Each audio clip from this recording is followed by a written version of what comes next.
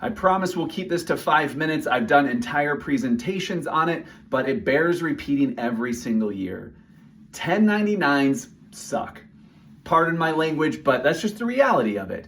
The Form 1099 in all of its various forms and fashion do not provide enough information in many instances for a tax preparer to do a good job, a quality job, an accurate job of filing a tax return unless they have additional context, which creates problems for DIY taxpayers who are trying to navigate software on their own. It creates problems for licensed tax professionals, CPAs and EAs, who are trying to do right by their clients but need to get through 1,000 of these in the tax filing season. And the 1099 itself just doesn't provide the full information. I work a lot with people planning for or who are into retirement, and so some of the common ways I see this is on the Form 1099-R.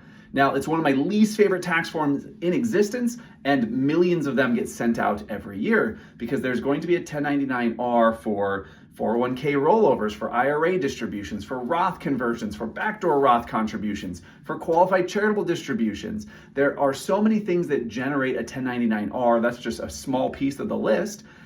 And on many of those 1099-Rs, there's this lovely little box that gets checked that says taxable amount not determined.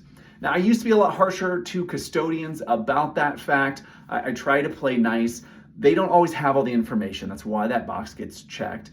But it creates a situation that's rife with the potential for errors.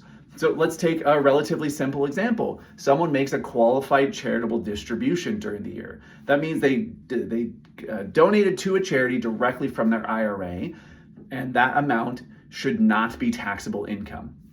Now, if I distributed a total of $20,000 during the year from my IRA, $10,000 went to charity, at the end of the year, I'm gonna get a 1099-R that if I'm a taxpayer who's not particularly tax savvy, which is most taxpayers, they've never been taught this stuff, I'm gonna give that 1099-R to my tax preparer. They're gonna see $20,000 came out of the account. Most likely, that 1099-R is gonna say $20,000 gross distribution, $20,000 taxable distribution, and then it's gonna say taxable amount not determined.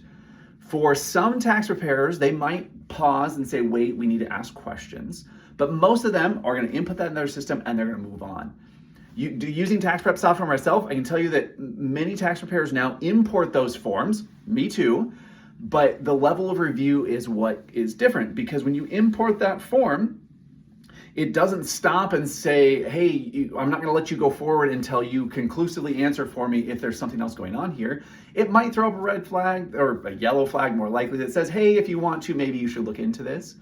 But what we see happen too often, and I see this with new clients where we go back and help them amend returns, is the full amount gets reported as taxable and they pay tax on dollars they shouldn't have to pay tax on, all because this 1099-R didn't provide a complete picture.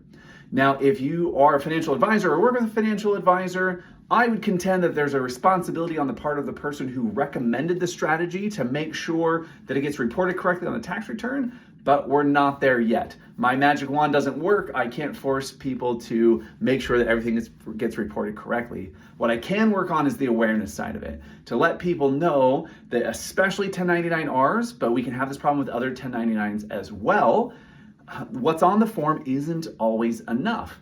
Another area that we work with a lot of clients on is backdoor Roth contributions, which is going to kick out a 1099-R, which is going to have that box checked for taxable amount not determined. And without the full context, it's going to result in income being reported incorrectly and people paying more taxes than they should. And this is all in situations where the 1099 is completed exactly the way it was set up to be completed. I wish the form worked differently, but we're not even talking about errors on the 1099. We're talking about limitations in how it was designed. We also at least once a year see errors on 1099s. And so we want to make sure that we are double checking that information, that what ends up on our tax return reflects what actually happened during the year. And with so many different forms running around, it can be overwhelming to want to take the time to do that. But the result, if we don't, can be that we're paying taxes on the same dollars twice. That we're paying taxes that we never should have had to. And at least in my opinion, that's one of the worst ways to tip the IRS, I want you to pay every dollar you owe, but there are no patriotic awards for tipping the IRS. So make sure you're reviewing these tax forms and not just taking them as gospel. Happy tax planning.